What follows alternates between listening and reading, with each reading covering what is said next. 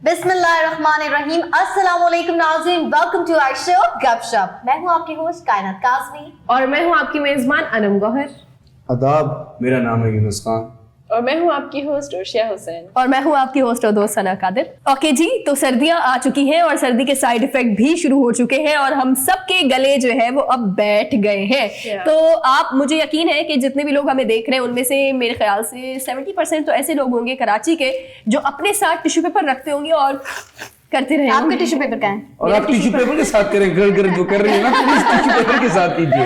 Tissue paper मेरे हाथ में वैक्सीनेटेड एज वेल। अल्हम्दुलिल्लाह। देखिए ये जो कार्ड बना हुआ है, अल्हम्दुलिल्लाह कार्ड बना बट हुआ अब है। तो टाइम आ गया ना बूस्टर का भी, क्योंकि Exactly. 6 months तो ऑलमोस्ट हो गए हैं हम लोग। लेकिन किसी को इस बारे में कोई वो नहीं है कि मतलब हम बूस्टर ले लें। सबको लग रहा है कि वी आर वैक्सीनेटेड, कार्ड्स बन चुके हैं, तब हमें कोरोना नहीं टच कर सकता। लेकिन ओमिक्रॉन भी आ रहा है, वो हमें टच क्या करेगा, मतलब वो बहुत कुछ कर सकता है। लेकिन please get your boosters as soon as possible. हाँ, लेकिन पता है सबसे बड़ी बात जो हमें देखनी होगी वो ये है कि बहुत सारे लोग जो है उनको जब कॉमन फ्लू होता है वो इसे कोविड समझ रहे हैं। तो ऐसा कुछ नहीं है। आप कॉमन फ्लू जो है वो जब मौसम चेंज होता है तो इसकी वजह से आपकी तबीयत जो है वो खराब होती है हमेशा। तो आप उसको कोविड मत समझे। बहुत सारे लोग पैनिक हो गए हैं बहुत ज्यादा कि कहीं हमें कोविड तो नहीं है। नहीं, जब भी कराची का मौसम चेंज होता है, खास तौर पर जब बारिशें आती हैं तो फ्लू भी आता है। ये हकीकत बात है। पानी नहीं आया। चले शुक्र है, हाँ चेंज हो गया। ये नया इंकशाफ हुआ है पानी के बाद, अब बारिश के साथ फ्लू भी आता है। हाँ, ये तो है ना, उन्होंने बहुत शेख रशीद यूनिस, ये तो वही बात होगी जैसे कि बारिश के साथ जो है वो पानी आता है, बट हम अब ये बोलेंगे कि बारिश के साथ जलजला आता है, वो भी नजले का। बिल्कुल ऐसा ही है। यहाँ एक चीज और बता दो सुना, before you start your topic, कि प्लीज पेनाडोल का कारोबार ना शुरू करें, क्योंकि ये लोगों को बहुत ज्यादा वायरस हो रहा है, फ्लो रहा है, तो हर किसी को चाहिए। और ये तो नॉर्मल मेडिसिन है, प्लीज मास्क की तरह इसका बिजनेस ना खोलिएगा, बाकी लोगों तक भी पहुंच सके। जी जी, अनफॉर्चुनेटली। जी सर। ओके जी, बैक टू द पॉइंट, अपने टॉपिक पर आते हैं। और बात बड़ी थोड़ी सी तशवीशनाक है, क्योंकि जब हम कोविड की बात करते हैं तो आपको पता है कि 2 सालों से ही एक ऐसी वबा जिसने पूरी दुनिया को ही अपने घेरे में लिया हुआ है। लेकिन अब बात थोड़ी सी और ज्यादा संजीदा हो गई है। वो इसलिए कि इंसानों के साथ साथ अब कोविड जो है वो जानवरों को भी अपनी लपेट में ले रहा है, जो कि एक बहुत बड़ा अलमिया, मतलब कि ये तशवीशनाक बात है।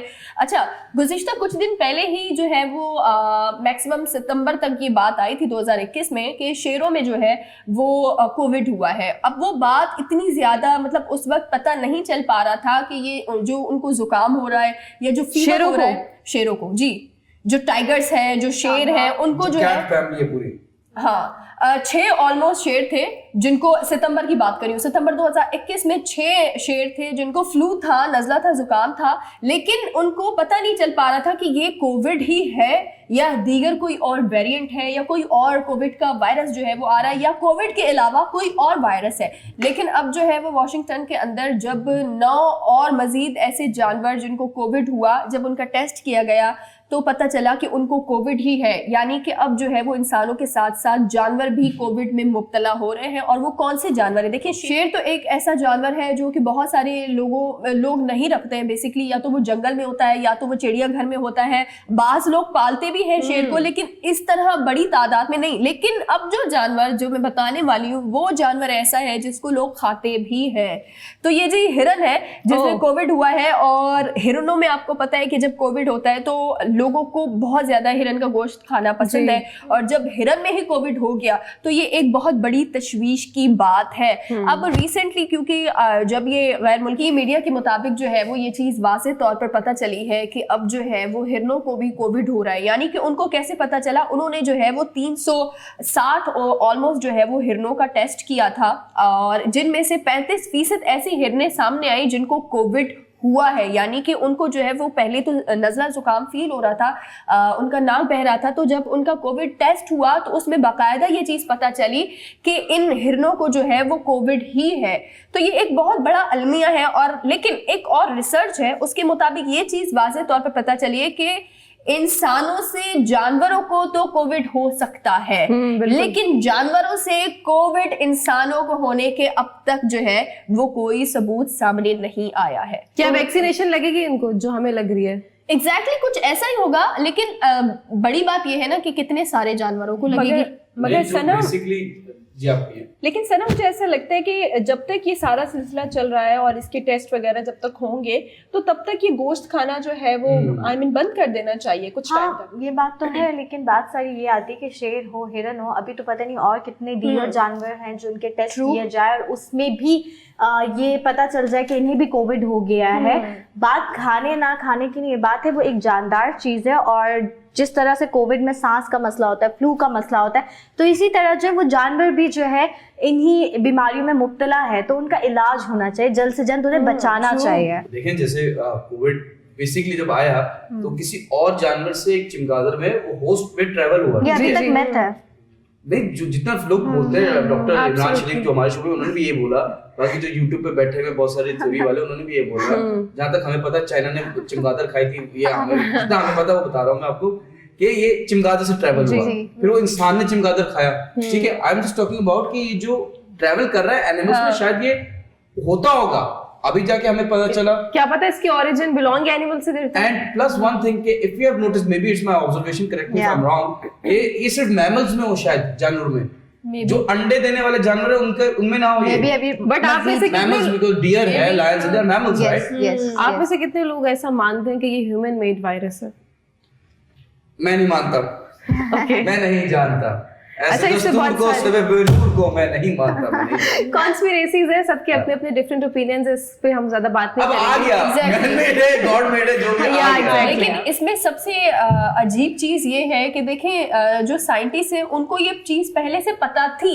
एक साल पहले से जो जितने भी साइंसदान है उनको ये चीज पता थी कि ये वायरस जो है वो जानवरों में हो सकता है। मुझे नहीं पता कि उनको जब ये चीज पहले से उसका इल्म था, उन्होंने कहा कि बिल्ली और कुत्तों में कोविड के होने के चांसेस बहुत ज्यादा है। अच्छा, एक साल पहले से उनको ये था कि कुछ होने वाला है, तो इसके बारे में उन्होंने काम क्यों नहीं किया? अब जब फर्दर ये हो गया, हिरनों में हो गया, शेरों में हो गया, क्योंकि आप ये देखें ना, सबसे ज्यादा खतरनाक चीज ये है कि अगर ये परिंदों में हुआ, अल्लाह खैर ये करे। रोकना बहुत मुश्किल हो जाएगा, क्योंकि परिंदे नहीं रुकते।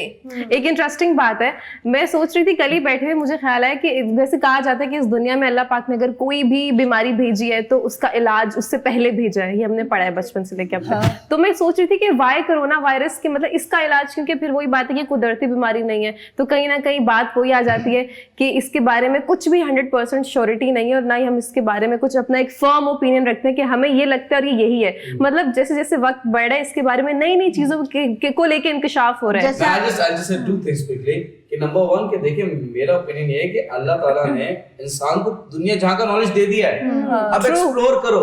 जैसे फॉर एग्जांपल 2 + 2 = 4 है, अगर किसी बच्चे को नहीं आता और वो तो अभी तक समझेगा कि क्या है, तो उसको बोला कि तुम्हें पता था, तो इजी है, it's not a big deal. And secondly, अगर मैं आपको बोलूं, फ्रांस में there is another variant IUH के, अभी सुनने में आ रहा है। Exactly, I have heard about it. IUH या UH something like that, that is more 10 times dangerous than corona and omicron, yeah. Then आप क्या कहेंगे? यूनुस, हम पता है, मार दो हमें मुझे यहाँ नहीं रहना, मुझे NFT बना के भेज दो मेटा पे। प्लीज भेज दे। हम पागल हो गए, सारी जिंदगी हम मेटावर्स में गुजारेंगे, घर में बंद रहेंगे, हमें नहीं रहना इस दुनिया में। और it was on lighter note, but on a serious note, इस दुनिया में रहना बहुत जरूरी है। इस दुनिया में जीने के लिए पैसा बहुत जरूरी है, पैसे के लिए कमर्शियल ब्रेक बहुत जरूरी है। तो मिलते हैं एक छोटे से ब्रेक के बाद। Welcome back. बचपन से हमने एक चीज पढ़ी है, A for apple, yes, B for ball, C for cat, and D for dog. आप लोग कंटिन्यू करिए। अगर मैं कहूँ A for apple नहीं, A for aleph, तो आपको कैसा लगेगा? हो सकता है 22, 21, 22, 22, 21, 22, 22 जनवरी 2022 में कॉन्सर्ट हो रहा है, एक परफॉर्मेंस हो रही है फ्रॉम A for aleph। जो इनके परफॉर्म करेंगे लोग इनके अम्ब्रेला के अंडर, वो है जुनैद खान। अब आप नाम सुनेगा इंटरेस्टिंग, काराकोरम,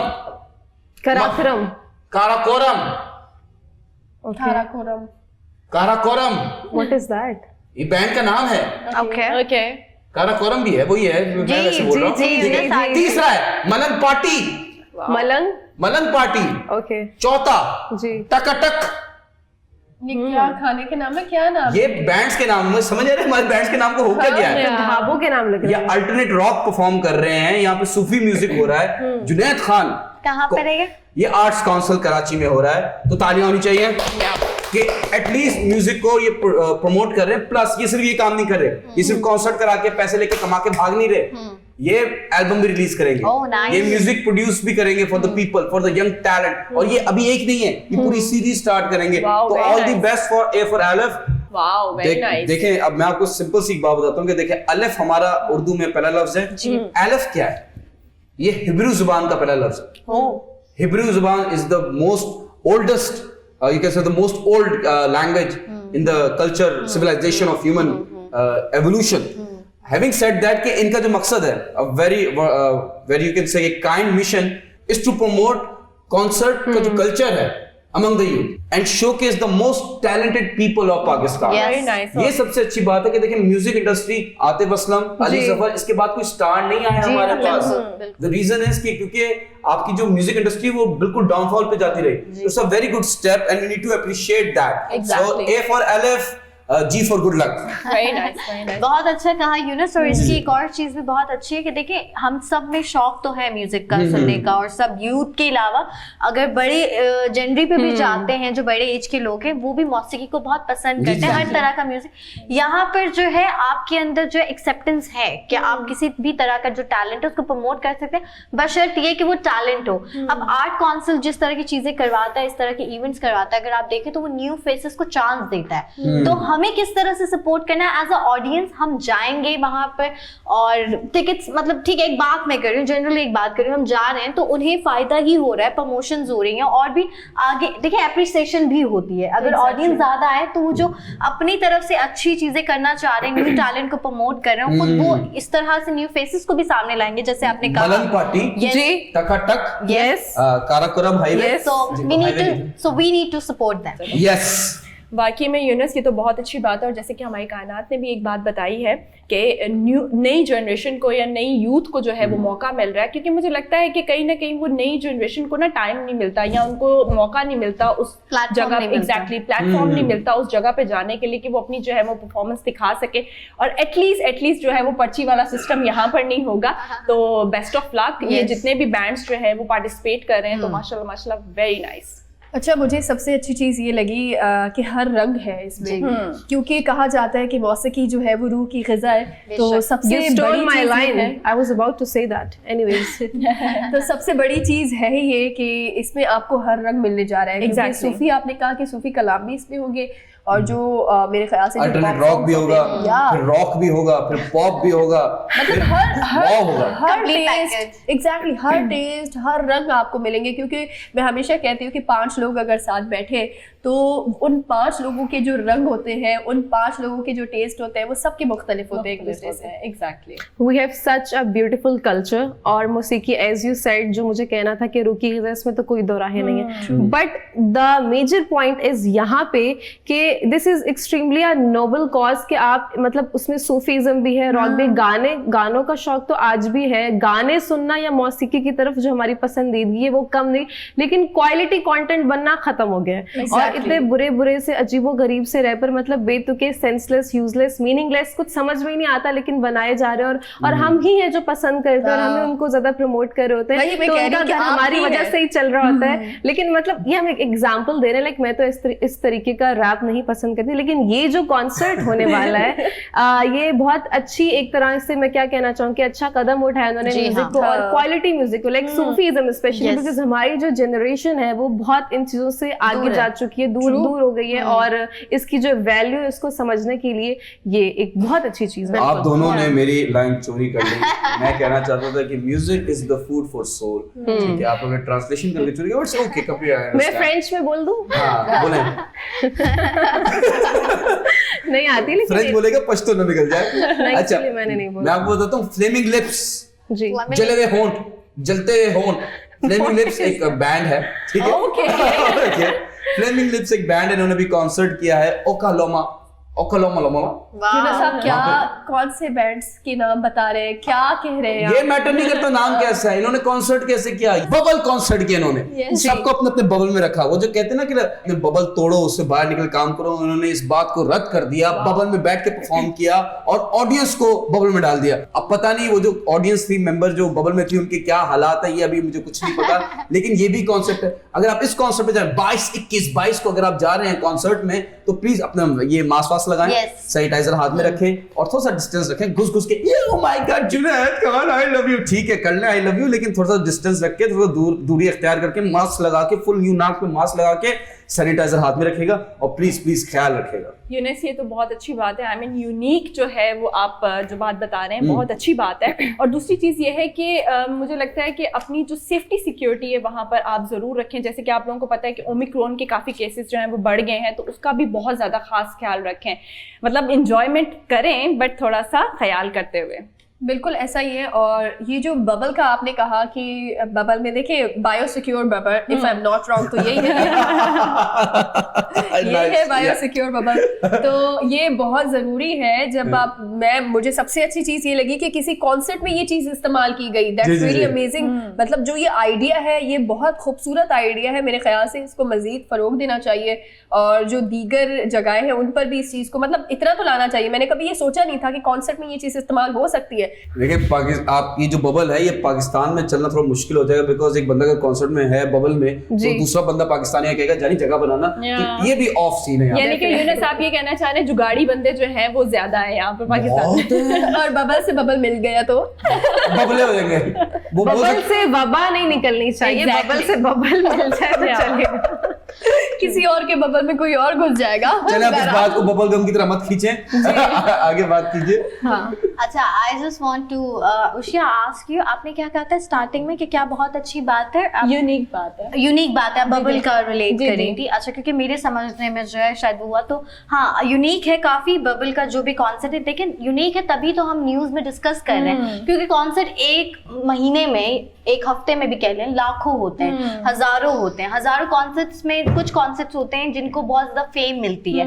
अब ये मुझे लगता है कि कॉन्सेप्ट एंजॉय करवाने से ज्यादा अच्छा न्यूज में लाने के लिए कि कुछ यूनिक है। बबल में जो है पार्टिसिपेट जो लोग करें वो भी बबल में, और जो देखने आए हैं वो भी बबल में। बट एनीवेज ये सेफ्टी से भी देख लिया जा सकता है, क्योंकि एक पर्सन एक बबल में। पाकिस्तान का तो मुझे नहीं पता, यहाँ पर तो होंगे तो बच्चे भी उसमें, आंटी भी उसमें, जैसे यूनुस ने कहा। आपकी बात से मुझे एक आइडिया भी आया कि इसमें शादी भी हो सकती है। आई मीन शादी की जो रिसेप्शंस हैं वो भी ऐसे हो सकते हैं। आई मीन स्टेज पे भी बबल और साइड्स पे भी बबल। इतना कोरोना वायरस में शादी कौन करेगा? किया है कोरोना वायरस में, लॉकडाउन में जितनी शादी हुई है मेरे ख्याल से वो नहीं है, बिकॉज लोगों ने पैसे बच रहे, सादगी से करो और अच्छा ऐसे करना चाहिए। हम बैक टू द कॉन्सेप्ट पे Younus, I am sorry to cut you, आना चाह रही थी कि यहाँ पे जो कॉन्सेप्ट हो रहा है, पाकिस्तान में जितने भी लोग हैं अब बहुत ज्यादा एजुकेट हो रहे हैं, एजुकेट कर रहे हैं। प्लीज बच्चों का और औरतों का बड़ा ख्याल रखा करें कॉन्सेप्ट में, क्योंकि ये नहीं कि कॉन्सेप्ट में सिर्फ बैचलर्स आए, फैमिलीज भी जाती हैं। तो सेफ्टी पर्पज से भी ख्याल रखें और हुटिंग पर्पज से भी ख्याल रखें, तमीज से जाएं। अगर लेडी है, बच्चे हैं, तो उन्हें जो है ज्यादा जो है मार्जिन दिया करें खड़े होने का। इसी से पता चलता है कि आप एक तहजीबी कौम है। I tell you something really important कि इस दुनिया में कितने भी फैंसी वायरसेस आ जाएं या फिर कोई भी सुपर नेचुरल पावर आ जाए, लेकिन आप हर चीज करें, रुकावट किसी चीज की नहीं, बट सिर्फ अपने प्रिकॉशंस का बहुत ज्यादा ख्याल रखें, because nobody can stop you, you are unstoppable. और कॉन्सर्ट से याद है कि हमारे पास भी एक एंटरटेनर है जो आपको एंटरटेन करेंगे और हम सबको एंटरटेन करेंगे एज यूजुअल। सो आप कहीं नहीं जाएगा, हमारे साथ रहिएगा। स्टे विद अस, मिलते हैं ब्रेक के बाद।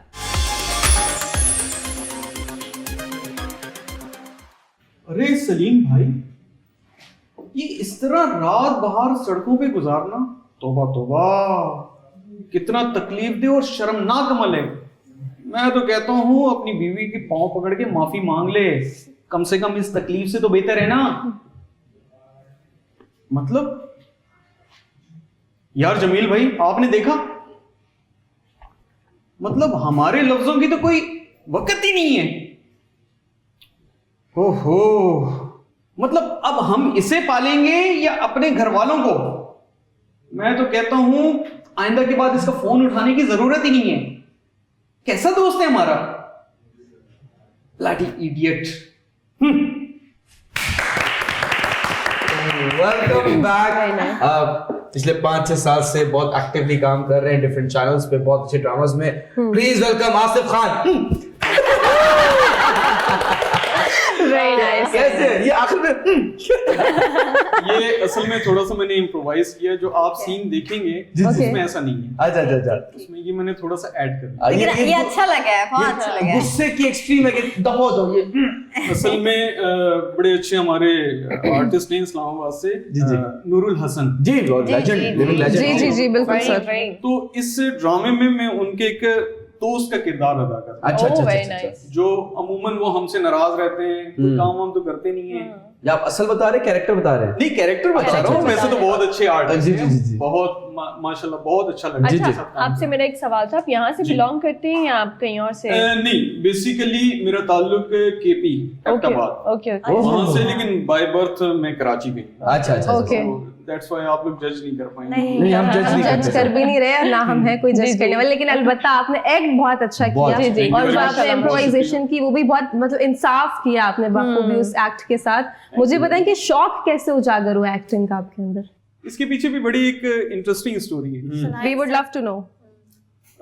मुझे डीओपी बनने का बहुत शौक था। नाइस। और मेरे एक फ्रेंड थे, उन्होंने मुझे सजेस्ट किया कि मेरे भतीजे जो हैं वो एक निजी चैनल पे ओके डीओपी हैं, ओके आप उनके पास चले जाइए। अब मुझे पता नहीं था, बहरहाल मैं बड़ा सूटेड बूटेड हो के शाइन वाइन लश्कारे मारता हुआ वहां पहुंचा। अच्छा, तो वहां ऑलरेडी एक ड्रामे की शूट चल रही थी। अरे वाह, सही। ओके। तो पता नहीं क्या हुआ ऐसा कि उन्होंने मुझे देखा, इससे पहले कि मैं अलेक सलेक करता, उन्होंने मुझे देखा और देखते ही सर एक सीन है वो आप कर दीजिए। कुछ भी नहीं है, बस लड़की के साथ आना है, चलते हुए रिसेप्शन पे 2-4 जुमले बोलने हैं और बैठ जाना है। अच्छा, आप करने डीओपी गए थे लेकिन इत्तेफाकन अदाकारी का बन गया। बिल्कुल। और आप मना नहीं कर पाए क्योंकि लड़की वहां पे थी। संभाव कह सकते हैं। ठीक है। ऐसी बात नहीं बोले, घर जाना ना आपको।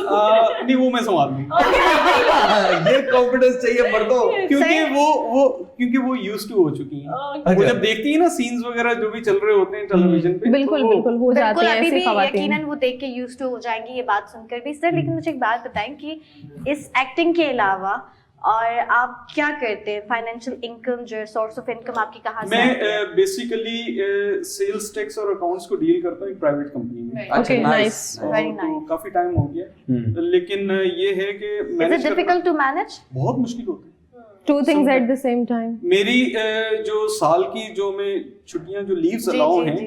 वो मेजॉरिटी तो शूट की नजर हो जाती है, बल्कि बिल्कुल। एक्सेस भी हो जाता हूँ। तो पैशन भी तो है ना आपको। बस ये कि ऐसी आदत और ऐसा जिसको कहें ना नशा। चस्का है चस्का। कि यहाँ बस पर ये वर्ड जो आपने कहा है, हमारे यहाँ पर भी कोई जो है ना खास जो है हमारी को एंकर कहती हैं चस्का, ये वर्ड यूज करती हैं। बस तो ये वही है। एडिक्शन हो जाती है एक्टिंग अच्छा की। सर, मुझे ये बताएं कि आप माशाल्लाह से इतने टाइम से इंडस्ट्री में हैं और एक्टिंग भी कर रहे हैं, साथ में जॉब भी कर रहे हैं, कभी ऐसा फील किया आपने, क्योंकि आपने स्टार्ट में ये बात कही थी कि आपकी फैमिली से कोई भी बिलोंग नहीं करता एक्टिंग से, आप खुद अपनी मेहनत से आए, तो कभी ऐसा हुआ कि नेपोटिज्म का सामना हुआ, लोगों ने पीछे करने की कोशिश की? नेपोटिज्म कैसे डील की? देखिए, बहुत सारी मुश्किलात हैं। हम जैसे जिनका कोई एक तो होता है ना कि किसी का हाथ होना ऊपर, पर्ची सिस्टम, नेपोटिज्म, ये तो हर जगह फोन आ जाना, तो हम जैसे लोग पीछे रह जाते हैं। True that. और जो हमारे पीछे होते हैं वो आगे चले जाते हैं। सर नाम लें, ये कैमरा नेशनल टीवी नहीं। एक्सपोज कर ऐसे लोगों को। सर नाम लूंगा तो मेरी एंट्री बैंड हो जाएगी चैनल में। ये भी एक तल हकीकत है हमारे मुआशरे लेकिन की। सर फिर भी टैलेंट का जो है कोई बैरियर नहीं होता और टैलेंट को कोई नहीं रोक सकता। टैलेंट है तभी देखिए आप इस प्लेटफॉर्म में भी हैं और आपने हमें वाकई एंटरटेन किया।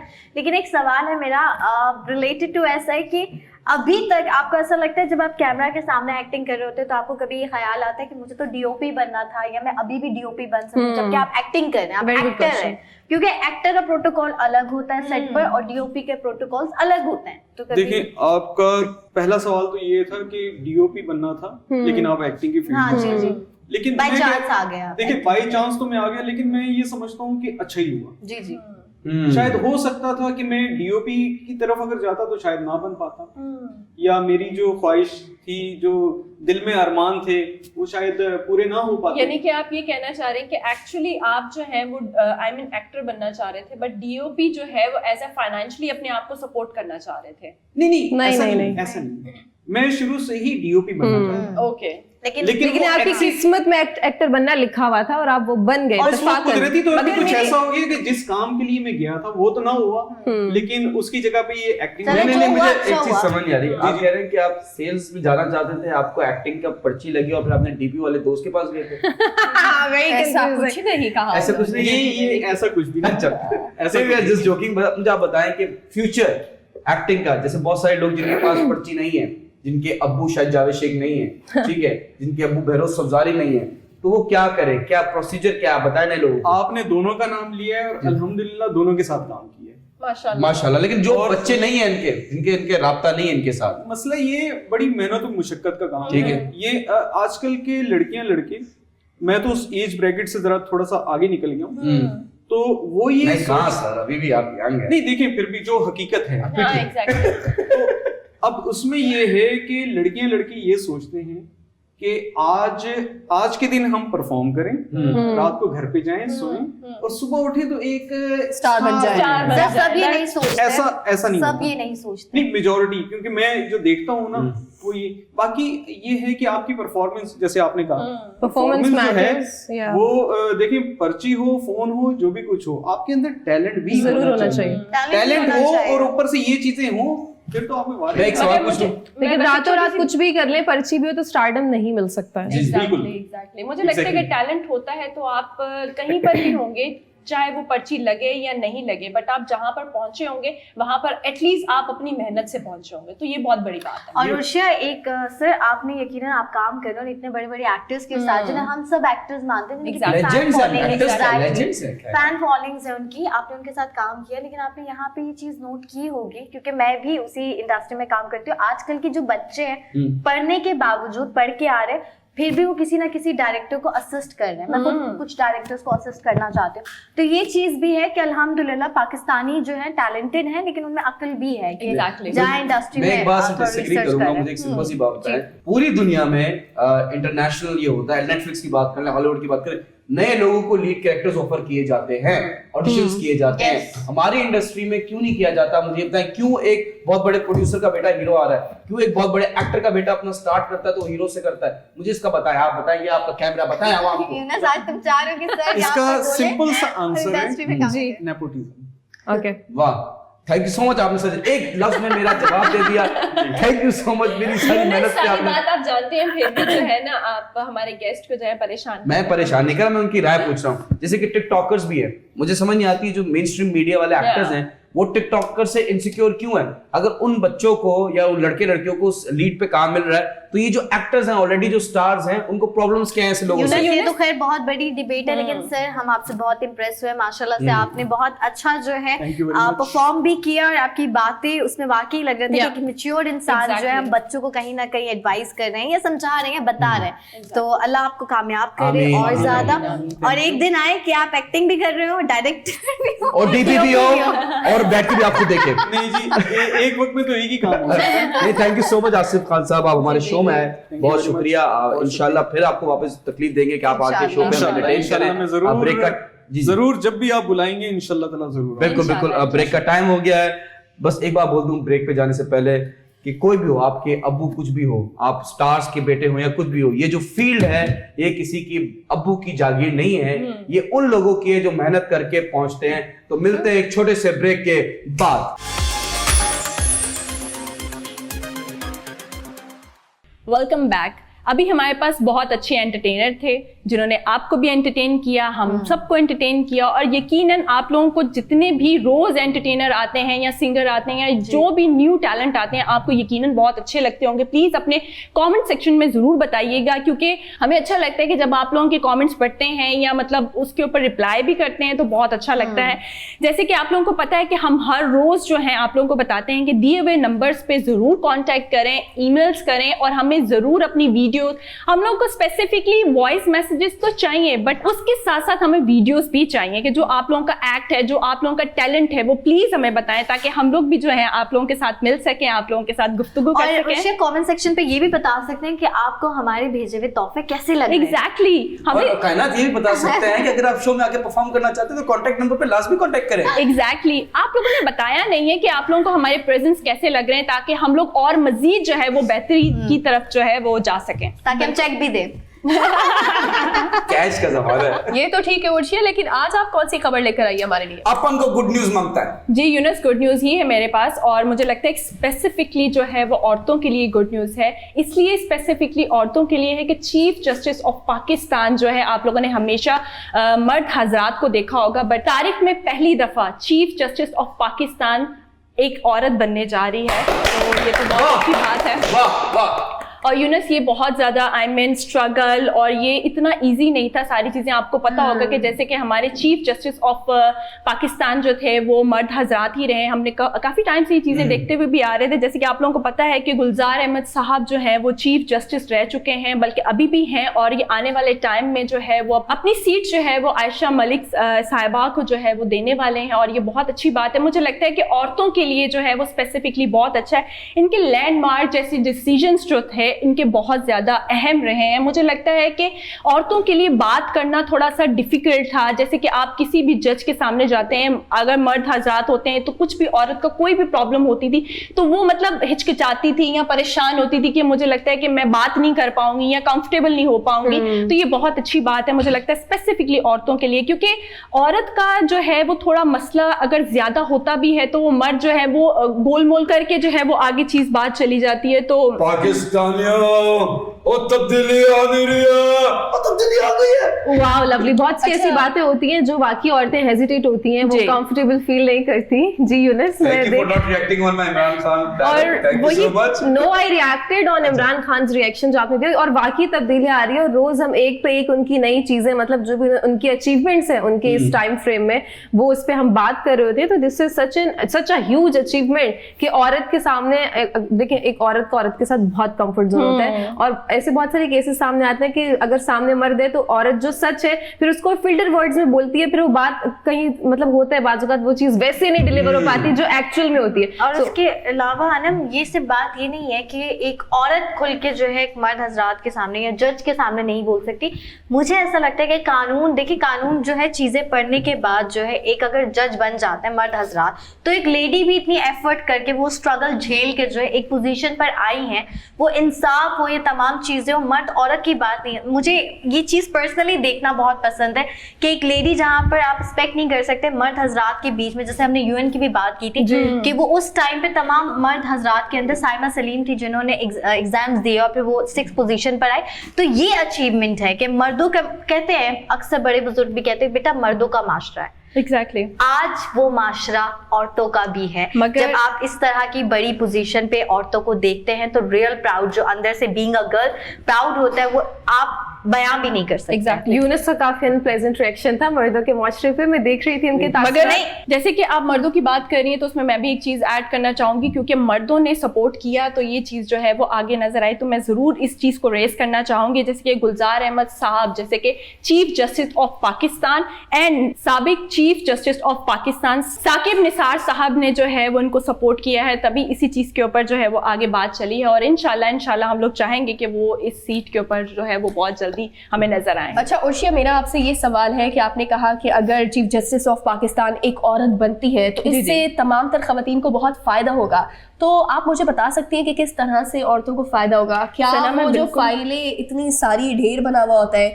जो इनको इंसाफ नहीं मिल पाता खवातीन को, क्या मिलेगा? सना, आपने सवाल बहुत अच्छा किया है, और इसमें मैं एक चीज़ ऐड करना चाहूँगी कि जैसे मैंने अपने स्टार्ट में ही, अपनी बात स्टार्ट करने से पहले ही मैंने एक बात की थी कि लैंडमार्क जैसे डिसीजन इन्होंने लिए हैं, बहुत बड़े बड़े डिसीजन इन्होंने लिए हैं। जैसे कि आप लोगों को पता होगा कि छोटी छोटी बच्चियों के साथ ज्यादती हो जाती है, ये बहुत बड़ा एक अलमिया है कि उसके ऊपर बात करना कोई नहीं चाहता। जी उर्शिया, जी आपने कहा तो बिल्कुल ठीक, लेकिन मैं उन लोगों के बारे में बात करूंगी क्योंकि गपशप में ना यही चीज़ मुझे बहुत खूबसूरत लगती है कि आप कोई बात कर रही हैं या ये कोई बात कर रही हैं तो एक ओपिनियन आता है, एक राय आती है। मैंने इन केस को, जब आपने बताया कि आप इस पे बात करेंगी, तो मैं उस केस को ट्रोल, जैसे लोग ट्रोल करते हैं बहुत सारी चीजें, तो इस केस पे भी लोगों ने बात किया कि नहीं औरतें बहुत इमोशनल होती हैं, ये इतनी बड़ी पोस्ट पे फाइज हो जाएंगी तो इमोशनल। तो देखिए ये पहले भी तो जज थी, अब ये चीफ जस्टिस का जो इनको टैग लग रहा है, जो औहदा मिल रहा है, तो इन्होंने पहले ही प्रूव कर दिया कि ये इमोशनल नहीं, इंसाफ के ऊपर बात करती है। अगर कोई औरत भी मुल्जिमा है और उन्होंने कोई बहुत ही संगीन जुल्म किया है तो उन्हें भी वही सजा मिले। कि मतलब ये वो वाली बात नहीं है कि एक औरत ने 2 आंसू बहाए और कहा कि मुझे छोड़ दे, मेरे छोटे बच्चे हैं। नहीं, इंसाफ किसी को नहीं दिखता, इंसाफ कोई रिश्ता नहीं दिखता, इंसाफ सिर्फ इंसाफ होता है। और हर मजलूम इंसान के साथ जो है आपकी आह पुकार होती है। फॉर एग्जाम्पल मैंने बहुत सारे केसेस देखे जहां पे बहुत औरतें जो है मुल्जिमा निकली हैं और उन्होंने किसी भी रीजन पे, फॉर एग्जाम्पल उनके हस्बैंड के या कोई और अफेयर्स थे और सारी चीजें, तो उनकी बात जो है उन्होंने कत्ल की है।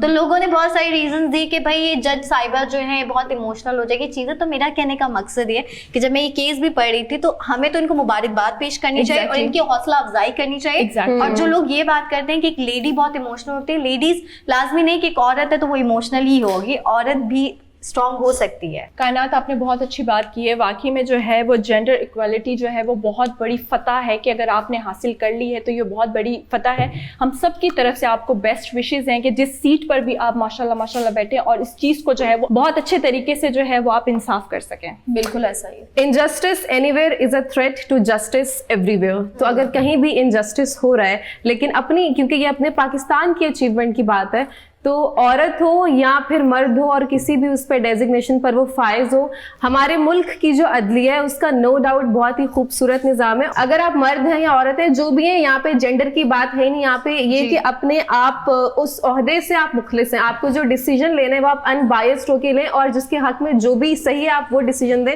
और मैंने देखे अपने पाकिस्तान का अदलिया का निज़ाम, this is such a beautiful system. कभी ऐसी कोई चीज नहीं है कि जिससे सामने वाले को रुसवाई या मायूसी का सामना करना पड़ा। बिल्कुल ओवर टू यू यूनिस। जी अना, मैं यहाँ मौजूद हूँ। देखिए सी बात है, आपने बोला मर्दों का मुआशरा है। मैंने नहीं बड़े बुजुर्गों से सुना, मुझे था कि आप मुझे ही कोट करेंगे तो मैं क्लियर अच्छा, बड़े बुजुर्ग से आपने सुना और आपने हमको बताया, ट्रांसफर किया ये बात। ये वायरस है, ट्रांसफर हो रहा है। जी, ये बहुत बड़ा वायरस है। देखिए मर्दों का मुआशरा, अगर आप ये कहते हैं कि मर्द ही डोमिनेट कर रहे हैं तो फिर औरत निकलना आजाब हो जाए उसके लिए, ठीक है। It's not totally true.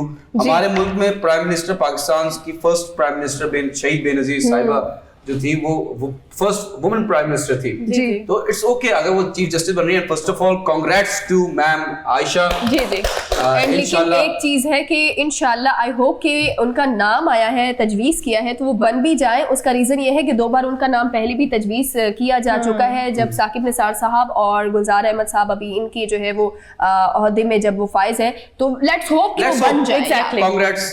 ये नाम ही आना, एग्जैक्टली, नॉमिनेशन ही होना बहुत बड़ी बात है। एक जोक सुना दूं, ब्रेक का टाइम हो गया है कि देखिए इधर की बात नहीं कर रहा, हमारी अदलिया बहुत अच्छी है और यहाँ पे जजेस भी बहुत अनबायस्ड है, जस्टिस पर काम करते हैं। I'm talking about America. America में एक फीमेल जज थी, ठीक है। वहां पे एक बंदा आया जो कि बेकसूर था, ठीक है। उसने बोला कि आप सब वो कार्रवाई हुई कोर्ट की और वो खड़ा हुआ है कटेरे में। जज जो थी उधर की फीमेल जज, उन्होंने कहा कि ठीक है, आप पे कोई जुर्म साबित नहीं हुआ तो इसलिए हम आपको बरी करते हैं। तो उसने आगे से बोल दिया thank you ma'am, thank you ma'am. उसने बोला किस टोन से बात करो, इसको फांसी की सजा दो। तो ये भी होता है। मिलते हैं एक लॉफुल अनबायस्ड ब्रेक के बाद।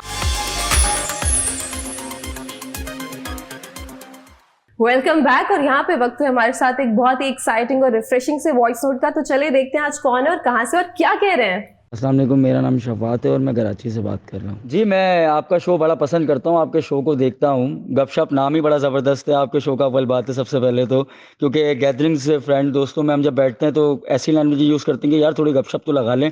बहरहाल ऑन द टॉपिक मैं आपसे कोई एक बात कहना चाहता हूँ कि आपके शो के अंदर आप लोग बड़ी नई नई बातें करते हैं, नई नई चीज़ें इंट्रोड्यूस कराते हैं, बताते हैं। बट मैं ये थोड़ी सी मेडिकल से रिलेटेड बात करना चाहूँगा कि बारिश हुई, जैसे कि कराची में बारिश हुई, बारिश होने के बाद बहुत सारे बैक्टीरियाज, बहुत सारे जर्म्स, बहुत सारे चीज़ें जो हैं वो पैदा हो गई, जिसकी वजह से बहुत सारे लोग बीमार भी हो रहे हैं। आपने देखा होगा कि 2 घर छोड़ के तीसरे घर में आपको कोई ना कोई बंदा, किसी को फ्लू हो रहा है, किसी को बुखार हो रहा है, किसी के साथ कभी कोई मसला है, ज़रूरी नहीं है उनके साथ कोविड हो, बट उनके साथ नॉर्मल वे में भी कोई ना कोई वबा उनको पकड़ के रखा हुआ है उनको। तो मैं ये जानना चाहूँगा कि क्या क्या एहतियात बरतनी चाहिए हमें जब ये ऐसे कोई मामलात हमारी ज़िंदगी में आ जाएं, या ऐसे कोई बैक्टीरिया या जर्म्स हमारी ज़िंदगी में आएँ, तो थोड़ा सा इससे अवेयर करें लोगों को, थोड़ा सा इस बारे में भी आप लोग बताएं। थैंक यू सो मच, अपना बहुत ख्याल रखें, अल्लाह हाफिज़, take care. Thank you so much, such a lovely message to convey. एहतियात में यही बोल सकती हूँ कि सब अपने अपने ओपिनियन देंगे, बट वेरी शॉर्टली मैं ये बता दूं कि कुछ भी बीमारी हो, कोई भी वबा हो, बस ये करें कि अपना लाइफस्टाइल थोड़ा सा हेल्दी कर लें, और जितनी भी रॉ चीजें हैं, ऑर्गेनिक चीजें, उनका इस्तेमाल ज्यादा से ज्यादा करें। और प्रिकॉशंस तो ऑब्वियसली आप सब ले ही रहे हैं, मतलब पिछले 2 साल से सारे प्रिकॉशंस ले रहे हैं, लेकिन थोड़ा सा अपनी आदतों को बेहतर करें और वो ग़िज़ा खाएं जो आपके लिए आपकी सेहत के लिए मुफीद है। अच्छा, मैं सबसे पहले ये कहूँगी बहुत शॉर्टली कि जिन लोगों को फ्लू होता है तो प्लीज ज्यादा लोगों में गेट टुगेदर ना करें, और अगर छींक आती भी है तो इसके मुंह पे उसके मुंह के बजाय आप जो है अपना स्लीव भी कर सकते हैं आगे, और ज्यादा से ज्यादा गर्म चीजें जो है इस्तेमाल करें, सूप वगैरह पिए। बिल्कुल ऐसा ही है। सबसे पहले तो थैंक यू सो मच कि आपने हमारे साथ जो है वो राब्ता किया, और आप लोग जितने भी हमें देख रहे हैं वो भी हमसे कांटेक्ट कर सकते हैं। ज्यादा कुछ नहीं करना, दिए गए नंबर पर आपने सिर्फ और सिर्फ अपनी तस्वीर, वॉइस नोट आपने सेंड करना है, और मजीद ये कि हमारे यूट्यूब चैनल पर जाएं, वहां पर कमेंट्स करें अच्छे अच्छे और हमसे राब्ता करें। इसके बदले हम आपको बेशुमार इनामात भी देंगे। ये तो रही एक हमारा जो मैसेज होता है वो देने की बात। दूसरा ये है कि देखिए, ये देखें, अभी भी मेरे हाथ में हर्बल टी है, तो प्लीज हर्बल टी का इस्तेमाल ज्यादा से ज्यादा करें। और दूसरा ये कि बहुत सारे लोगों को लगता है ये कि जो ऑरेंज और लेमन जो है वो ज्यादातर लोगों को ऐसा लगता है कि वो खट्टे होते हैं, इसकी वजह से आपका गला बैठ जाएगा, लेकिन उनके अंदर जो है वो विटामिन सी होता है। तो विटामिन सी आपके फ्लू के लिए सबसे ज्यादा अच्छी चीज है, आपका फ्लू जो है वो बहुत जल्दी खत्म हो जाएगा। सो प्लीज ऑरेंज का इस्तेमाल ज्यादा से ज्यादा करें। जैसे कि स्पेसिफिकली आपने बारिश की बात की है, तो मैं बारिश पे ही बात करूंगी कि आप स्पेसिफिकली क्या करना चाहिए आपको, कि जैसे कि बारिश हो रही है तो आपने बाहर का फूड नहीं खाना। मतलब बाहर के लोग जो होते हैं ना, पकोड़े, समोसे या कुछ ऐसी चीजें खाते हैं, तो उनसे जो है वो बहुत जल्दी जर्म्स जो है वो घर में भी आते हैं, आपकी बॉडी में भी आते हैं। अच्छा, मैंने जब ये कोविड स्टार्ट हुआ था तो उससे पहले की बात मैं अपनी थोड़ी टिप जो है वो आप लोगों के साथ शेयर करना चाहूंगी कि मैंने गर्म पानी जो है वो मैंने स्टार्ट कर दिया था। जब भी मैं पानी पीती तो यानी कि गुनगुना पानी जो है वो आप पीना स्टार्ट कर देंगे। मुझे लगता है कि मैं 2 साल के बाद जो है मैं अब जाकर बीमार हुई हूँ, यानी कि वेदर चेंज होने की वजह से। अदरवाइज जो है वो पानी ने मुझे बहुत ज्यादा, और मास्क ने जो है मुझे बहुत ज्यादा प्रोटेक्ट रखा था। ग्रेट, बहुत अच्छी बात की अर्शी, लेकिन मैं आपकी बात से डिस्कनेक्ट करूंगा। जी जी, ठीक है, अपनी बात को कनेक्ट करूंगा। उसके बाद मैं आपको बताऊंगा कि जापानीज लोग जो है वो सबसे ज्यादा, आपके पानी वाली बात है, जी जी, जापानीज लोग क्यों ज्यादा जीते हैं, क्योंकि वो खाने के साथ, हर मील के साथ गर्म पानी पीते हैं। ठीक है, हॉट टी पीते हैं, और वो फीकी वाली चीनी वीनी डाल के ये नहीं कर रहे। Exactly. गर्म पानी बहुत जरूरी है आपको, अगर आपने लंबा जीना है। ठीक है, रेन से पोल्यूशन जो है, बारिश से पोल्यूशन कम होती है, तो अल्लाह अल्लाह करके अगर बारिश होती है तो अल्लाह का शुक्र अदा करें, इसमें कीड़े ना निकालें प्लीज। ठीक है, स्टीम लेना जरूरी है, स्टीम बहुत जरूरी है, स्टीम लेना। और बहुत अच्छी बात की है कि किसी के मुंह पे नहीं खांसना, यूं छींकना है, आछी ऐसे खांसना है, किसी के मुंह पे नहीं, अस्सलाम वालेकुम। अच्छा, छोटी सी बात, नहीं, छोटी सी कोई बात नहीं आपकी ऐड होगी, मेरी बहुत लंबी बात है, मेरी बहुत लंबी बात है। नहीं, आप फ्लू की बात कर रहे थे ना, उसी में ऐड करना चाह रही थी कि अगर लेट्स सपोज आपको फ्लू लगा भी है तो प्लीज मास्क ज्यादा से ज्यादा पहन कर रखें। बिल्कुल, आप होगी छोटी सी बात। देखिए, मैं बस लास्ट में ये कहूंगा कि कुछ भी हो आपने घबराना नहीं है। जी जी, इम्यूनिटी का मसला है, हम कराची वालों का मसला यही है कि हम लोग इम्यून नहीं है। अगर हम इम्यूनिटी हमें है ही नहीं सर्दी के खिलाफ, तो इसलिए बीमार होता है, ये टेम्परेरी है। बहुत सारे ऐसे लोग अभी कराची में हल्का हल्का बीमार हो, कोरोना हो गया, ये हो गया, नहीं हुआ, सीजनल फ्लू है, कॉमन फ्लू है। खुदा के लिए इतना अपना माइंड जो है वो स्ट्रॉन्ग करे, आलू के पराठों। रीजन यही है कि आप लोग ना दिमाग पे हावी कर लेते हो, हाय हमें कोरोना हो गया, नहीं भी हो रहा होगा ना, हो जाएगा। आपकी बॉडी उसको फॉलो करती है, ब्रेन आपको ना चलाए, आप अपने ब्रेन को चलाएं। लॉ ऑफ अट्रैक्शन भी होती है। एग्जैक्टली, लॉ ऑफ अट्रैक्शन बहुत जरूरी है। ये आइंस्टाइन ने एक हम पे अजाब डाल के चले गए। ठीक है, लेकिन एनीवेज अगर देखा जाए तो मतलब इम्यून सिस्टम इसलिए स्ट्रांग नहीं है, पहले जैसी खुराकें भी तो नहीं है ना। बिल्कुल नहीं है। अब क्या करें, कुछ बना के लाया करें? नहीं, लाया तो नहीं चाहिए। जैसे कि आपने कहा है ना कि कराची वाले स्पेसिफिकली बहुत जल्दी बीमार हो जाते हैं, उस पॉइंट ऑफ व्यू से बात कर रही हूं मैं। बिल्कुल ठीक कहा उर्शी आपने, और जितने भी हमने प्रिकॉशंस बताए मेक श्योर कि आप वो सब फॉलो करें और हेल्दी लाइफस्टाइल अपनाएं। Exactly. मेरी आज की न्यूज में आप सबके साथ शेयर करके which is actually very surprising, मैं बात करूंगी J-10C फाइटर जेट के बारे में। तो पाकिस्तान अपनी एयरफोर्स के लिए 25 न्यू फाइटर जेट खरीद रहा है और ये चाइनीज मेड एयरक्राफ्ट है जिसको China Chengdu aircraft industry group ने मैन्युफैक्चर किया और चेंगडू एयरक्राफ्ट डिजाइन इंस्टीट्यूट ने डिजाइन किया है। इस जहाज ने अपनी पहली फ्लाइट ली थी 23 मार्च 1998 में। उसके बाद इसको 2005 में ऑफिशियली इंट्रोड्यूस करवा दिया गया था और अब तक ये 468 जहाज चाइना प्रोड्यूस कर चुके हैं, मतलब J-10C जहाज, और जिसमें J-10A, J-10B और J-10C 2-सीटर फाइटर जेट के डिफरेंट वेरिएंट्स शामिल है। इस जहाज के जो विंग है वो डेल्टा विंग कहलाते हैं। इसमें जो एवियोनिक्स लगे हुए हैं, एवियोनिक्स वो है जहां पायलट बैठ के उड़ाते हैं, पायलट की जो सीट होती है, तो इसमें जो एवियोनिक्स लगे हुए हैं वो LCD मतलब लिक्विड क्रिस्टल और MFD multi function display, HDU head up display, Chinese develop holographic और HMS मतलब हेलमेट माउंटेड साइड, ये सब कुछ टोटली चाइना ने डिजाइन किया है जो कि निहायत ही इसको सुपीरियर और अब तक के जदीद तकाजों के मुताबिक बहुत ही एडवांस जहाज समझे जाते हैं। ठीक है, ये काफी सुपीरियर अब तक के जितने भी जहाज चाइनीज बनाते हैं उनमें से this is one of the best fighter jet. Achievement पे के बारे में थोड़ा सा बाद में होंगी, लेकिन क्योंकि ये टॉपिक लाने का मकसद है कि आपको पूरी आगाही दूं इसके कैरेक्टरिस्टिक्स, इसके फीचर्स, ये कैसे काम करते हैं और इसमें क्या क्या लगा हुआ है। इस जहाज में जो रडार लगा हुआ है वो चेंगडू एयरक्राफ्ट इंडस्ट्री कॉर्पोरेशन ने डिजाइन किया है जो कि AESA radar active phased airborne radar है। ये सिंगल इंजन फाइटर जेट है जिसमें रशियन यल्का सैटर्न AL-31FN सीरीज 3 का इंजन लगा हुआ है और इसके अंदर air to air missile system PL-15 जो कि long range air to air BVR मतलब beyond visual range BVR missile है जिसकी रेंज 200 से 300 किलोमीटर है और एयर टू एयर जो कि निहायत ही एडवांस्ड सीरीज समझी जाती है। अब 200 से 300 का मतलब ये हो जाता है कि यहाँ से हैदराबाद बनते हैं कोई 150, तो ये वो है कि 200 से 300 ये ऊपर से देख के नीचे फ्लोर में अगर इसका दुश्मन होगा मतलब ग्राउंड पे होगा या सामने उसमें आसमान में होगा तो ये इतनी रेंज तक डायरेक्ट अटैक कर सकता है। ये इसकी पावर रेंज है विच इज वेरी क्या कहना चाहिए, वाव तो है, एक्सट्रीमली वाव फैक्टर है विच इज वेरी हैवी और हैवी ड्यूटी रेंज है ये फाइटर जेट। अच्छा, ये इंफॉर्मेशन बहुत ही कम लोगों के पास है कि 2006 में जनरल परवेज मुशर्रफ ने ये J-10 J-10 का ऑर्डर दे दिया था बनाने के लिए, लेकिन फिर बाद में इस बुनियाद पर इसको कैंसिल किया गया कि हम अपने J-17 के प्रोग्राम को ही कंटिन्यू करेंगे। ओके, तो जो फाइटर जेट्स पाकिस्तान ने चाइना को ऑर्डर किए थे उसका एक्सपोर्ट वर्जन था FC-20 जो कि पाकिस्तान की जरूरतों के मुताबिक बनाया जाना था। मतलब कि जैसे कि इलाकाई चेंजेस की मुझे जैसे मैं आपसे कप ले रही हूँ, मैं बोलूंगी इसमें मुझे सेरेमिक ये लगा दे, मटेरियल ये रखे, तो एक्सपोर्ट वर्जन वो हो गया कि चीज आप बना के दो लेकिन मेरी पसंद की चीजों को अंदर आप कस्टमाइज करें। ठीक है, एक बार फिर से पाकिस्तान ने J-10C चाइना को ऑर्डर किए और अब क्यों किए, now I am coming to the basic point which is an achievement of our country Pakistan कि इस दफा जो 23 मार्च को परेड होने वाली है उसमें ये 2 जहाज पार्टिसिपेट करने वाले हैं।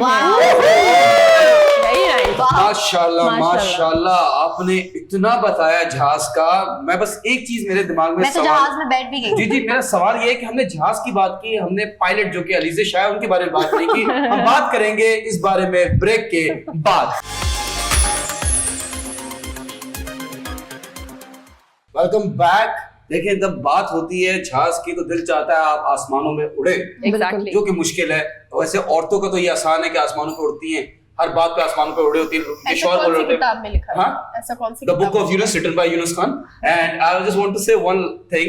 शेख रशीद साहब ने भी रिसेंटली रावलपिंडी में भी अनाउंस किया था कि J-10C जो जहाज हैं वो 23 मार्च को हमारी परेड में आएंगे। और देखिए ये परेड क्यों होती है, I just want to tell you one thing कि we want to show the world, कोई भी मिसाइल इस दुनिया में बनता है या कोई जहाज बनता है या कुछ भी बनता है, लोग ये नहीं बोलते कि हम अपनी अटैक दिखा रहे हैं, आपको अपनी अटैकिंग स्ट्रेंथ दिखा रहे हैं, नहीं, हमेशा हम ये बोलते हैं कि ये डिफेंस है, ये हमारा डिफेंस सिस्टम है। नोबडी, कोई बॉम्ब नहीं बना के अटैक करने के लिए बनाओ, हमारे डिफेंस के लिए बना होता है। जस्ट वांट टू से वन लास्ट थिंग कि ये सब करने का, परेड दिखाने का मकसद ये है कि पूरी दुनिया को बता सके, स्पेशली पड़ोसियों को, कि जानिए हमारे पास भी है, ला फिर गौरी आया, ला फिर बाबर आया, ला फिर J10C आया। यूनस बिल्कुल ठीक कहा, ये जो है ना ये तो अपना बेस्ट है। लेकिन एनीवेज मैं ये कहूंगी कि जो अनम ने इसके फॉर एग्जांपल देखिए कोई भी जहाज है वो कैसे लगेगा कि बेस्ट है। अनम ने जितने भी उनके पुर्जा मतलब अगर सिंपल अल्फाज में कहूँ कि अंदर जो मुश्किल लफ्ज इस्तेमाल करें तब इम्पोर्टेंट लगता है। इम्पोर्टेंट नहीं लगते, तमाम जो जदीद टेक्नोलॉजी इस जहाज में इस्तेमाल की जा रही है और खासतौर पे चाइना की तरफ से, जैसे कि हम सब जानते हैं कि चाइना अपने आप में बहुत बड़ा सुपर पावर बनता जा रहा है और उसे कोई कम्पीट नहीं कर सकता। लेकिन चाइना की तरफ से ये जहाज जो प्रोड्यूस किए गए हैं और पाकिस्तान देखिए अगेन अल्हम्दुलिल्लाह हमारा डिफेंस सिस्टम पहले से ही बहुत स्ट्रांग है। अगर आपको ऐसा नहीं लगता तो अभिनंदन सबको याद है भाई। जी तो एनीवेज वही बात है, अभिनंदन से पूछें और इंडिया से पूछें, इंडिया से नहीं किसी से भी पूछें, अल्हम्दुलिल्लाह अब पाकिस्तान पैसे तो हमारे पास JF-70 थंडर था लेकिन अब पाकिस्तान के पास J10C आ गया, तो अब तो प्लीज सोचिएगा भी मत क्योंकि आप बहुत फेंटी लगने वाली हैं। खूबसूरत कितना ये जहाज। बिल्कुल ऐसा ही है। अनब मैं चाहूंगी कि आप जो है वो अपनी ये न्यूज कंप्लीट करें जी, ताकि इसके बाद मैं अपना पॉइंट जो है बिल्कुल, ओके, ठीक क्योंकि है। कुर्सिया कभी रहता फिर वो भी। हाँ जी। इसके बाद क्योंकि इसमें इंडिया का एक बड़ा अहम यहाँ पे एंगल है और मुझे इस चीज का अंदाजा है कि इंडिया को आप बखूबी रोस्ट करने वाली है। तो इससे पहले मैं ये पॉइंट आप सबके साथ शेयर कर दूं कि कुछ इंडियन मीडिया आजकल ये प्रोपेगेंडा कर रहा है कि J10 फाइटर जेट को, जो कि लवी फाइटर जेट, लवी इसराइल का एक फाइटर जेट है जो कि अब दुनिया में सिर्फ 3 ही मौजूद है, फिलहाल वो बनने डिसकंटिन्यू हो चुके, तो लवी फाइटर जेट की कॉपी है, ये इंडियन प्रोपेगेंडा कर रहा है जिसे स्क्रैप बताया जा रहा है। ना तो वो कॉपी है और ना ही वो स्क्रैप प्रोग्राम था। इस प्रोग्राम को फंड्स और F-16 के फेवर में डिसकंटिन्यू किया गया। सुन रहे हैं आप लोग, मतलब इसको किसी ये सिर्फ प्रोपेगेंडा, ये झूठ है, ये साजिश है, ऐसा कुछ भी नहीं है। तो फंड्स और F-16 के फेवर में डिसकंटिन्यू किया गया और इसको इजरायली एरोस्पेस इंडस्ट्री ने शुरू किया था क्योंकि 1988 में इजरायली डिफेंस मिनिस्टर इस बात को डिनाई कर चुके हैं कि चाइना और इजराइल के बीच में किसी किस्म का कोई भी टेक्नोलॉजी, मतलब जहाजों को जो बनाने की टेक्नोलॉजी एक्सचेंज नहीं हुआ और ना इस किस्म का कोई भी मैन्युफैक्चरिंग डील हुई है कि हम ये लेंगे या उसको डिसकंटिन्यू कर देंगे इस जहाज के चक्कर में, ऐसी कोई बात नहीं हुई। और ये बात उन्होंने टाइम्स ऑफ लंदन को इंटरव्यू देते हुए कहा है। एक और चीज बता दूं to sum up my topic कि इस जहाज की जो maximum speed that is Mach 2.1 और अगर रेंज की बात करूं तो दैट इज 2250 किलोमीटर है, which is actually very huge. माशाल्लाह अनम आप बहुत अच्छी न्यूज लेकर आए हैं। जैसे कि आप लोगों को पता है कि F-16 के बाद J10C आ रहे हैं, यानी कि बाप आ रहा है, तो प्लीज सब वेलकम करें इस चीज को। ये मैं J10C हूँ, नॉक तेरा बाप। Very nice. नो डाउट आप बहुत अच्छी न्यूज लेकर आई हैं और मैं इसमें जो एंगल लाना चाहूंगी वो थोड़ा सा चाइना और इंडिया का एंगल में जरूर लाना चाहूंगी। आपको पता है कि ये जो आपने अभी बताया J10C के हवाले से, तो मैं आपको बताऊं कि देखें ये पाकिस्तान, अगर पाकिस्तान के पास ये 23 मार्च को आ रहा है ना, क्यों इंडिया जो है वो, इंडिया की मीडिया पागल हो जाती है इस चीज के पीछे। वो इसलिए पागल हो जाती है क्योंकि उनको वो चीज नहीं मिलती।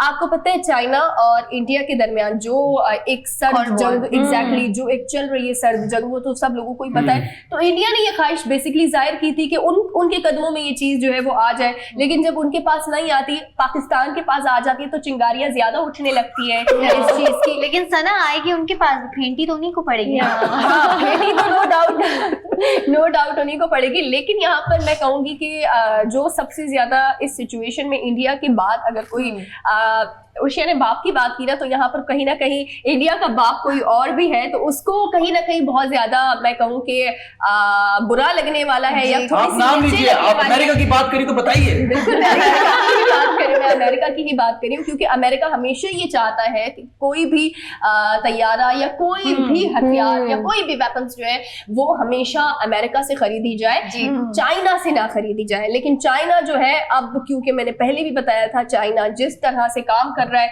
जिस तरह से वो CPEC पर काम कर रहा है, चाइना पूरी दुनिया को कंट्रोल करने जा रहा है। ये खाएंगे याजूज माजूज, मैं बता रहा हूँ, एक पानी का कतरा नहीं बचेगा। लेकिन बट बीइंग वेरी ऑनेस्ट, बहुत अच्छी न्यूज।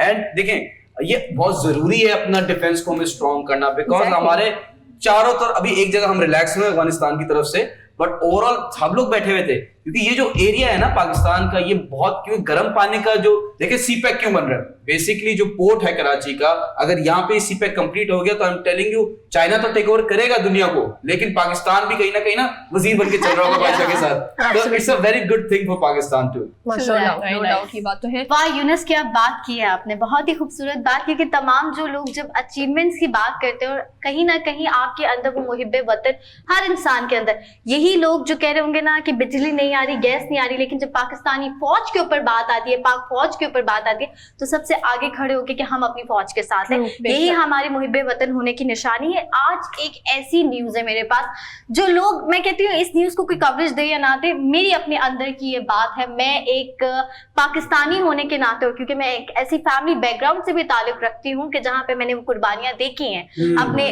जैसे कि बहुत सारे एपिसोड्स में मैंने अपने नाना अबू का भी बताया कि वो नेवी में थे, मामू का बताती हूँ हमेशा आर्मी, मुझे वो प्राउड मूवमेंट होता है। लेकिन आज आप सबको भी प्राउड होगा और तमाम पाकिस्तानी को प्राउड होगा, और मुझे लगता है कि कहीं ना कहीं ये चीज हम रियलाइज करेंगे कि वाकई कहना आसान है कि हम इस आजाद मुल्क में रहते हैं, लेकिन जब आप फील करें कि इसमें कितनी कुर्बानियां, कितनी जानों के नजराना है, तो आप कहीं ना कहीं आप इमोशनल हो जाएंगे, चाहे आप कितने भी स्ट्रांग हैं। लेकिन इस टाइम एक सबसे ज्यादा स्ट्रांग बंदे के बारे में बात करूंगी, जिन्हें मैं पर्सनली, तो इतनी मैंने उनकी जब स्पीच कॉन्फ्रेंस सुनी है ना, मैं और ज्यादा उनसे एडमायर हो गई हूँ। तो मैं बात कर रही हूँ हमारे बहुत ही मोतबर DG ISPR major general Babar Iftikhar sahab की। मेजर जनरल बाबर इफ्तिखार साहब जो DG ISPR हैं, इन्होंने एक प्रेस कॉन्फ्रेंस की थी। प्रेस कॉन्फ्रेंस में, अच्छा, जब एक नॉर्मल इंसान, एक सिविल इंसान बात कर रहा होता है तो उसकी बात आप सुनते हैं, आप कहते हैं ठीक है, लेकिन जब एक आर्मी ऑफिसर, एक यूनिफॉर्म में जब इंसान बात कर रहा होता है तो आपको लगता है कि हाँ, इन्होंने वो तमाम कुर्बानियां दी हैं, इन्होंने शहीदों का खून जो है देखा है, और वो तमाम उन नौजवानों के लिए मैं बात करना चाहूंगी। आज कहीं ना कहीं एक चीज है, और आप लोगों के साथ कोई इमोशनल नहीं है, कोई ऐसी चीज नहीं है जिसमें आप लोग भी सोचने लग जाए, बट एनीवेज मैं बात करूंगी शहीदों की, और शहीदों के अलावा उनके अचीवमेंट्स की भी, लेकिन इस बारे में मैं मजीद बात करूंगी। बट यहाँ पर अभी वक्त हो एक छोटे से ब्रेक का, आप लोगों ने कहीं नहीं जाना, क्योंकि ब्रेक के बाद मैं इस बात को और इसमें जो अचीवमेंट्स है वो आप लोगों के साथ शेयर करूंगी।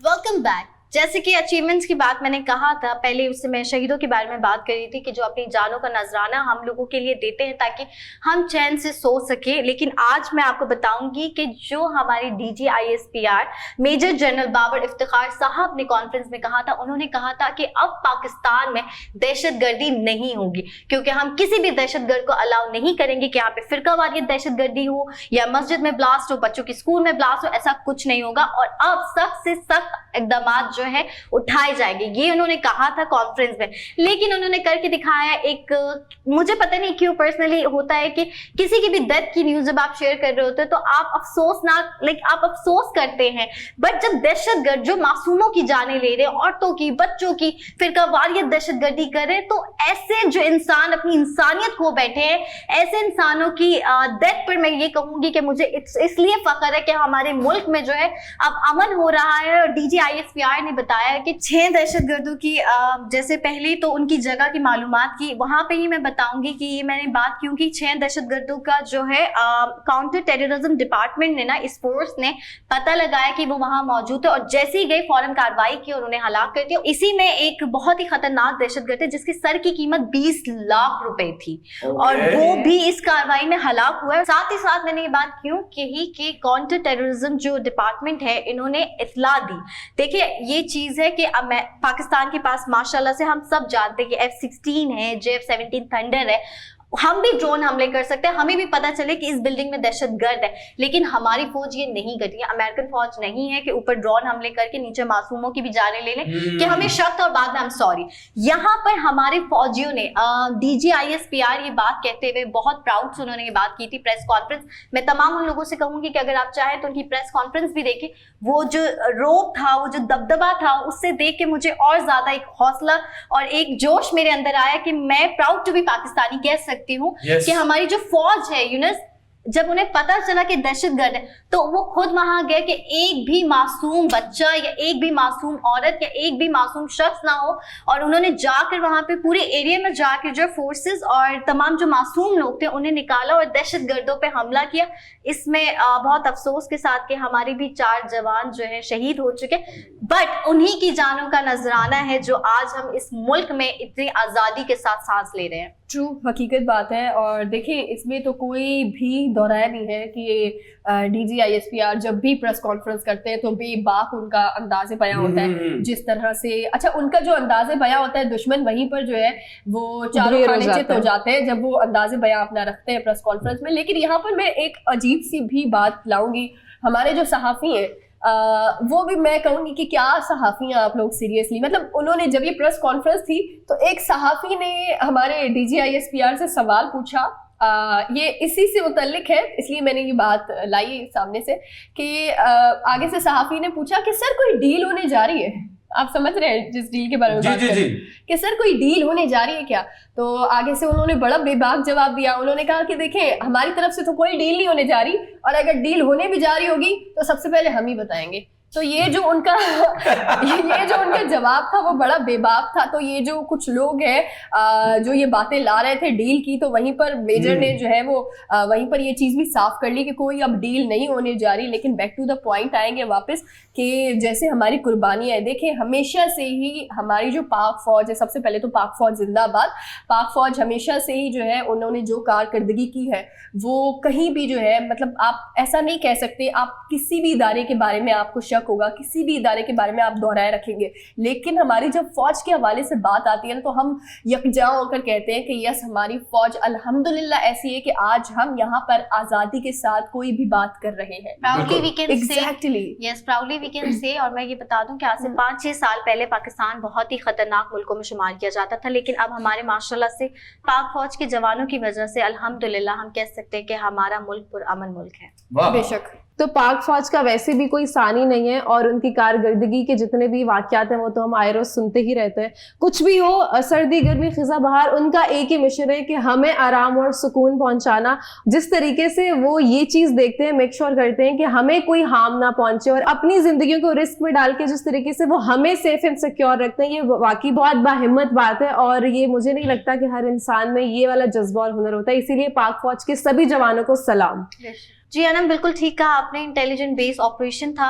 पाक फौज ने तो इसमें जो है अपनी कार्रवाई, मतलब माशाल्लाह से पाक फौज तो इसमें आगे थी, लेकिन जो दीगर भी मुश्तरका जो फोर्सेस थी जिन्होंने हेल्प किया और दहशतगर्दों का पता लगाया और कार्रवाई, इतनी बड़ी बमबारी या इतनी बड़ी दहशतगर्दी होने से रोका, तो इनमें जो फोर्सेस थी वो ISI, IB, FIA, MI और नेक्टा। मैं अगर किसी को स्टैंड फॉर नहीं पता तो क्विकली बताती हुई चलूँ, then up to you guys. जो है आप जो है अपना इसमें इनपुट डालिएगा। ISI जो है इंटर सर्विस इंटेलिजेंस है, IB है intelligence bureau of Pakistan, FIA federal investigation agency, MI है, MI का बहुत बड़ा जो है सिक्योरिटी में जो है हमें पाकिस्तान में सिक्योरिटी फराम करने में सबसे बड़ी इन्वॉल्वमेंट है। MI जो है मिलिट्री इंटेलिजेंस है, और नेक्टा जो नेशनल काउंटर टेररिज्म अथॉरिटी। तो थैंक्स टू ऑल देम के इसी तरह ये सिक्योर कर रहे हैं। वाकई में कायनात, आपने बहुत अच्छे से जो है वो ब्रीफ करके बताया। कुछ चीज़ें ऐसी होती हैं जो नहीं भी पता होती, जो कि पता चलती हैं तो बहुत अच्छा लगता है, और बहुत ज़्यादा प्राउड मूवमेंट जो है वो यहाँ पर हमारे शो में जो है वो क्रिएट हो जाता है। जैसे कि आप लोगों को पता है कि पाक आर्मी, पाक फ़ौज की बात करते हैं तो अंदर से जो है वो एक प्राउड मूवमेंट जो है वो निकलता है, क्योंकि जब वो माएँ जो अपने बच्चों को तैयार करके फ़ौज के लिए भेज रही होती हैं, उन माओं को सलाम, जो कि अपने बच्चों को तैयार करके बॉर्डर्स पे भेजती हैं और हमारी हिफाजत करते हैं, जो कि हम चैन की नींद सो सकते हैं। बिल्कुल। जैसे कि रिसेंटली आप लोगों को पता है कि मरी में एक हादसा हुआ है दिल दहलाने वाला, और उसमें जो है पाक आर्मी ने बहुत ज़्यादा साथ दिया है। मुझे लगता है कि नेगेटिविटी बहुत ज़्यादा स्प्रेड हो जाती है, पॉजिटिविटी आप लोग नहीं बताते हैं कि उन्होंने पॉजिटिव होकर सारे काम किए, मतलब पानी पिलाया या सबको जो है वो बहुत ज़्यादा प्रोटेक्ट किया, उनका सहारा बने कि पूरी रात एग्जैक्टली रेस्क्यू किया। तो पाक फौज को जो है मेरी तरफ से सलाम है। सिर्फ आपकी तरफ से नहीं, पूरे पाकिस्तान को सलाम करना चाहिए, बिकॉज पाक फौज अगर नहीं हुई ना, मेरी बात सुन लो पाकिस्तानियों, आपकी बात, आपसे बात कर रहा हूं मैं, हमारा बहुत बुरा हाल होगा।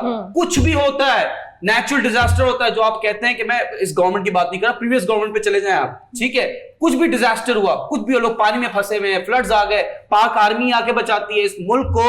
आप मानो ना मानो, आई डोंट केयर, इस मुल्क को पाकिस्तानी फौज ने ही बचाया हुआ है, बीइंग वेरी ऑनेस्ट। अभी मैं आपको बता दूं मरी में क्या हुआ, जैसे बहुत अच्छी बात की उर्शा ने, बहुत चीजें एक्सप्लेन कर दी। जो टूरिस्ट थे जो वहां पे फंसे हुए थे, इतनी गाड़ियां थी, फंस गए लोग। वो मैं आपको फर्दर बताता हूं कि बहुत सारे लोगों की डेथ भी हुई है, लेकिन मैं एक बात क्लियर कर दूं कि जो फंसे हुए लोग थे उनको पाकिस्तानी आर्मी ने आके ही बचाया। और सबसे इंपॉर्टेंट काम क्या किया पाकिस्तानी आर्मी ने, वहां पे जो कॉलेजेस थे मरी में, एपीएस स्कूल्स थे, वो खोल दिए टूरिस्ट के लिए, वहां पे उनको अकोमोडेट किया जा रहा है। और हमारी पाकिस्तानी अवाम क्या कर रही है, वाह, 21 तोपों की सलामी है मरी के होटल के माफियाज को। क्या आपने अपनी इंसानियत का सबूत दिया? दिल चाहता है 50 कोड़े ना हर बंदे को मारे। 10,000 रुपए रेंट था फॉर एग्जाम्पल, एक रूम का पर डे का। इन लोगों ने 50,000 डिमांड करना स्टार्ट कर दिया from the people, from the tourist. और फैमिली बाहर ठंड में मर रही है। नहीं, हम नहीं, 50,000 दोगे तो हम करेंगे, एडवांस में पैसे लेना। खुदा को मानो, ऊपर जाके मुंह नहीं दिखाना क्या? ये हमारी कौम का भी मसला है। जब किसी पे मुसीबत आती है ये लोग बिजनेस खोल लेते हैं। यही तो टाइम है कमाने का। आज अनाउंस कर दो कि कल क़यामत है, आज कफन महंगा हो जाएगा। ये हमारी कौम की मेंटालिटी है। I am very sorry to say that, I am ashamed to say that. At times मुझे अपने आप को पाकिस्तानी बोलते हुए शर्म आती है इन लोगों की वजह से। ऐसे सयाहत को कैसे फरोग देंगे हम लोग? अगर इतना महंगा कर देंगे तो पीपल विल नेवर कम। नहीं, एक और मैं आपको बता दूं कि देखें बहुत सारे लोग जो स्टैंडर्ड में, more than 20 people died because of this. देखें एक नेचुरल डिजास्टर भी आया, ये नहीं है कि सिर्फ, क्योंकि ट्रैफिक भी बहुत था। हमने 2 हफ्ते पहले एक शो भी किया था इस पे कि वहां पे जो कैपेसिटी है वो 4,000 की है व्हीकल्स की। 1 लाख से ऊपर ट्रेवल कर गई है वहां पे गाड़ियां फंस गई हैं। ये जो टिकटॉक पे वीडियोस देख रहे हैं कि स्टील लगाएंगे आप और गाड़ी आपकी बर्फ से चलेगी, ये सिर्फ वीडियोस में हो रहा था, असल में नहीं होता। इतनी गाड़ियां फंसी हुई हैं। और अभी भी 16,000 गाड़ियों को बोला भाई वापस जाओ, क्यों मरी में आ रहे हो? हमारी कौम में भी ये मसला है ना, मरी के अलावा कोई डेस्टिनेशन भी नहीं है, रास्ता वही पड़ता है अगर आप आगे भी जाए। नथिया गली वालों ने अच्छा किया, नथिया गली वाले के जो होटल मालिकान है उन्होंने ओपन कर दिया फ्री के लिए जो वहां पे फंसे हुए हैं। ये अच्छा जेस्चर है। एट टाइम्स बुरे लोग भी हैं तो एट टाइम्स अच्छे लोग भी हैं, तभी तो दुनिया चल रही है। आई जस्ट वांट टू से one last thing before I and my discussion here. Carbon monoxide is a very dangerous gas. इसकी स्मेल नहीं है। ये गाड़ियों में अक्सर जो मेजॉरिटी केसेस ये हुआ है कि हीटर चला दिया उन्होंने और वो आहिस्ता सा ट्रैवल होती गई, आप बेहोश हो गए, अल्लाह माफ करे। बहुत सारे लोगों की डेथ भी हो चुकी है, छोटे बच्चों की डेथ हुई है। May God bless the soul. देखिए ये टफ टाइम है, ऐसा होता है, नेचुरल डिजास्टर्स पूरी दुनिया में आते हैं। आप लोगों को सपोर्ट करना है एक दूसरे को। हम पाकिस्तानी अपने आप को बोलते तो हैं, लेकिन फिर भी एट टाइम्स लोगों के मुंह से निकलता है कि नहीं मैं सिंधी हूं, मैं पंजाबी हूं, मैं पठान हूं, मैं माजर हूं। खुदा के लिए कभी किसी एक दिन सिर्फ क्रिकेट मैच में पाकिस्तान वर्सेस इंडिया में अपने आप को पाकिस्तानी साबित नहीं करना, हमें नेचुरल डिजास्टर्स में भी साबित करना है कि हम पाकिस्तानी हैं, हम एक दूसरे का दर्द रखते हैं, कोई मुसीबत में है तो हम उसको जाके बचाएंगे। बिल्कुल ठीक कहा आपने यूनुस। बल्कि हम सब इस वाक़ये से, इस सानिया से जो है कहीं ना कहीं बहुत ज़्यादा इमोशनल हो गए या ये सोचने पे मजबूर हो गए कि क्या इंसानियत की बातें करने वाले लोग, उनके अंदर इंसानियत बाकी है कि नहीं। हम सब जानते हैं कि मरी की अक्सर बहुत सारी वीडियोस आती हैं, स्कैंडल्स आते हैं, कभी किसी फैमिली से बदतमीजी कर दी वहाँ के लोगों ने, कभी क्या। लेकिन ये जो टाइम था, मैं मेजॉरिटी की इसलिए बात करूँगी क्योंकि आप बता रहे, मैंने भी न्यूज़ में बार बार आ रहा है कि मालिकान ने 2,000 वाला रूम या 5,000 वाला रूम जो है 40,000 का कर दिया। ज़्यादा कुछ नहीं कहूँगी। इस वाक़ये पर आज एक नज़्म है जो आप लोगों के साथ मैं शेयर करना चाहती हूँ। अगर किसी वर्ड में कोई कोताही हो गई हो या किसी भी चीज़ पर तो उसके लिए मुझे माफ़ कीजिएगा, पर मैं देख के पढ़ूँगी। हर एक संत हलाकत फलक से उतरी है, हर एक संत हलाकत फलक से उतरी है कि जैसे आज नहूसत फलक से उतरी है। सफ़ेद मौत ने निगला है मेरे लोगों को, सफेद मौत ने निकला है मेरे लोगों को, मैं कैसे कह दूं कि रहमत फलक से उतरी है। ये मेरी आंखें जिसे देखने से कासिर हैं, ये मेरी आंखें जिसे देखने से कासिर है, ये किस तरह की अजियत फलक से उतरी है। जो आंखें देख रही थी वो कुछ ना देख सकी, जो आंखें देख रही थी वो कुछ ना देख सकी कि खौफनाक सी हैरत फलक से उतरी है। ए रब्बे काबा बला टाल दे मुसीबत की, ए रब्बे काबा बला टाल दे मुसीबत की, ये मौत है कि मुसीबत फलक से उतरी है। मैं शम्स ख्वाब की रात में भी जागती रहूंगी, मैं शम्स ख्वाब की रात में भी जागती रहूंगी कि मेरी आंखों में वहशत फलक से उतरी है। इसी नोट के मैं इख्तिताम में ये कहना चाहूँगी कि अल्लाह हम तमाम लोगों को हादसाती मौत से बचाए, और जो लोग इस दुनिया से जा चुके हैं उनकी रूह और उनकी मफ़रत फरमाए, क्योंकि ये वो दर्द है, हर घर से चीखों पुकार है, हर इंसान ये कहने पे मजबूर है कि बहुत बुरा वाक़या था। हम चाहेंगे कि ऐसा वाक़या दोबारा ना हो। हमारी अपील है हुकूमत से भी, लोगों से भी, कि जो चीज़ हो गई है उस चीज़ पे तबसरा करने के बजाय अब ये चीज़ दोबारा ना हो, इसके बारे में सोचा जाए। इसी नोट पे हम सबको दीजिए इजाज़त, अपना बहुत ख्याल रखिएगा। अल्लाह हाफ़िज़।